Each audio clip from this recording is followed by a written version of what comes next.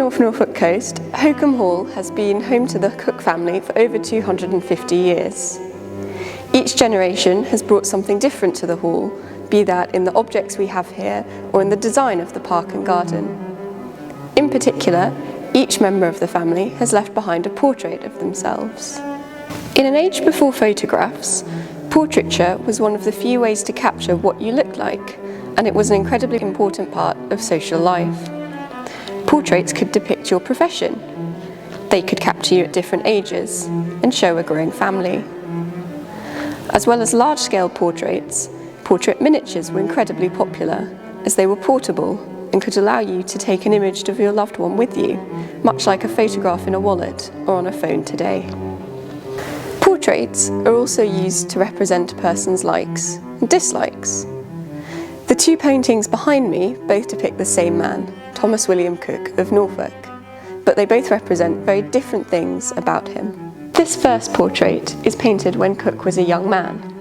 It was painted in Italy by an Italian artist called Pompeo Bertoni during Thomas Cook's Grand Tour.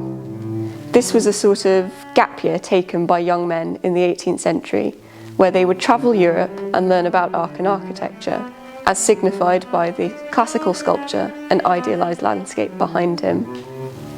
In the portrait, he's wearing something called Van Dyck dress, a style of clothing in the late 18th century that deliberately mimicked the fashions of a century earlier, as portrayed by the famous painter Van Dyck. This was often done so that a new portrait would match older ones in a collection, as well as to emphasise the family history and grandeur.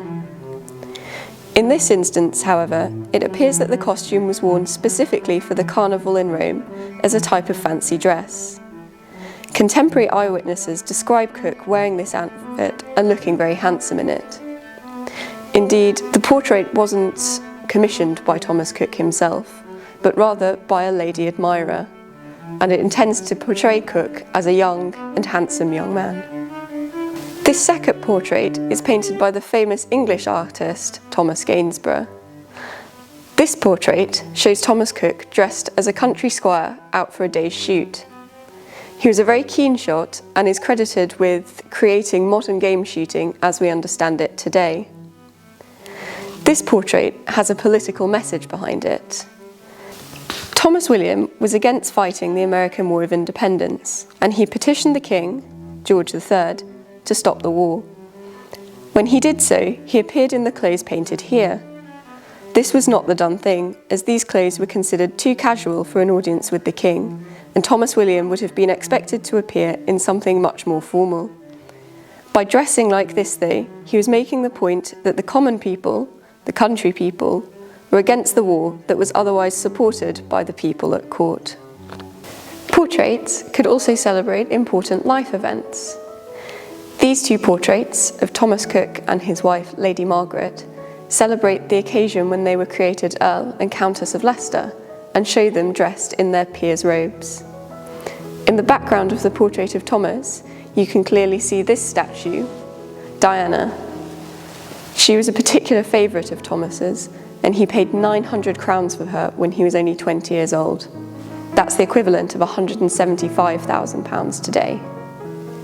It was quite common for people to be painted with favourite paintings, statues, and even views of their house as the background to portraits of themselves. Portraiture continues as an art form today. These paintings all around me were painted by the living artist Andrew Festing about the year 2000, and they showed the different departments here at Hokum and the tools of their trade. The painting behind me shows the hall team as it was back then. A lot of the team have since retired, but they're shown here with the attributes of their job, including Henry Hoover. You can compare this painting to a photograph taken of a current hall team a few years ago. Although we're posed much less formally, we all hold objects associated with our job. I'm holding a book about Hokum statuary, which references my role interpreting the collection. Although today portrait painting still exists as an art form, photography has become a much more common means of taking someone's portrait. Although celebrity photographers exist who capture glossy images of celebrities and famous people, Almost everyone will have taken a portrait photograph of themselves. We call them selfies. One of the recent concerns has been photoshopping and the effect of altering people's bodies to fit a certain beauty standards.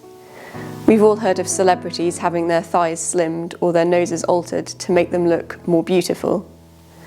This is not a new trend, as the portraits behind us all show.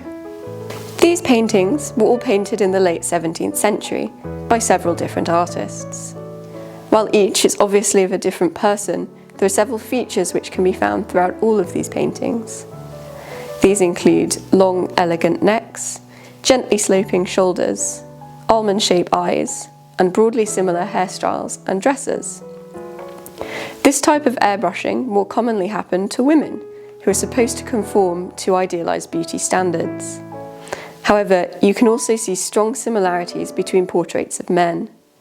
These three images share similar clothing, wig, and facial features, all with strong noses and almond eyes. In both sets of portraits, male and female, the similarities are sometimes linked to fashion, sometimes to a particular artist's style, and sometimes to conception of how people were supposed to look.